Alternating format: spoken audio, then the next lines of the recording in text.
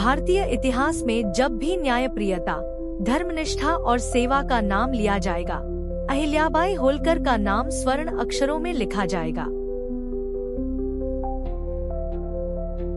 एक साधारण किसान परिवार में जन्म लेकर उन्होंने पूरे देश को यह दिखाया कि सच्चा नेतृत्व क्या होता है। उनकी यात्रा संघर्ष और सफलता का अद्भुत उदाहरण है। आज हम जानेंगे उनकी कहानी, जो आज भी हर भारतीय के दिलों में बसी हुई है। अहिल्याबाई का बचपन साधारण लेकिन धार्मिक और शिक्षाप्रद माहौल में बीता। मानकोजी शिंदे, उनके पिता, ने समाज की बंदिशों को तोड़ते हुए अपनी बेटी को शिक्षित किया। एक दिन मराठा सरदार मल्हारराव होलकर ने चौड़ी गांव से गुजरते हुए इस अद्भुत बालिका को देखा और उनकी सरलता और तेजस्विता से प्रभावित होकर उन्हें अपने पुत्र खंडेराव की दुल्हन बनाने का निर्णय लिया। यह उनकी नियति थी जो उन्हें एक साधारण गांव से निकालकर इतिहास के पन्नों तक ले गई। 10 साल की उम्र में विवाह के बाद अहिल्याबाई मालवा की राजधानी इंदौर पहुंची। यहाँ उन्होंने न केवल पारिवारिक जिम्मेदारियां संभाली, बल्कि मल्हारराव से राज्य के प्रशासनिक कार्यों की गहरी समझ भी प्राप्त की। लेकिन जल्द ही जीवन ने एक कठिन मोड़ लिया।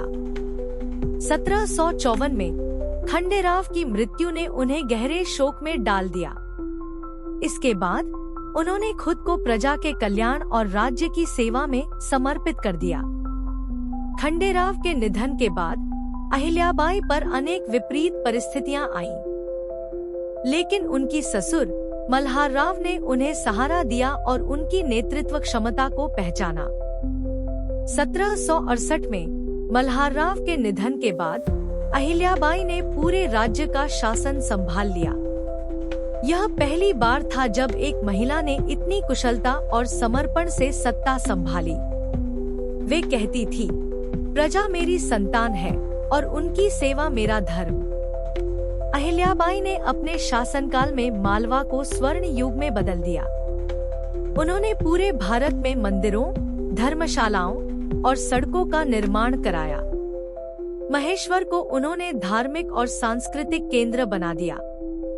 उनके द्वारा बनाए गए काशी विश्वनाथ और सोमनाथ मंदिर उनकी धार्मिक निष्ठा और जनसेवा की मिसाल है। अहिल्याबाई ने राज्य का खजाना जन कल्याण के लिए खोला। वे गुप्त रूप से अपनी प्रजा के बीच जाकर उनकी समस्याओं को सुनती थी। उनकी न्यायप्रियता के इतने उदाहरण हैं कि उन्हें लोकमाता का दर्जा दिया गया।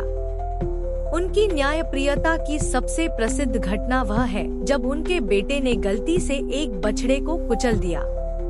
उन्होंने न्याय के लिए अपने पुत्र को भी सजा देने का आदेश दिया। लेकिन जब गाय ने आकर अपनी करुणा व्यक्त की, तो अहिल्याबाई ने सजा माफ कर दी। यह घटना उनकी निष्ठा और करुणा का अद्भुत संतुलन दिखाती है। महेश्वर न केवल प्रशासनिक केंद्र था, बल्कि कला और संस्कृति का केंद्र भी बन गया। यहाँ का टेक्सटाइल उद्योग, जिसे अहिल्याबाई ने प्रोत्साहन दिया, आज भी भारत की पहचान है। उनके दरबार में कवियों, विद्वानों और कलाकारों को विशेष सम्मान मिला।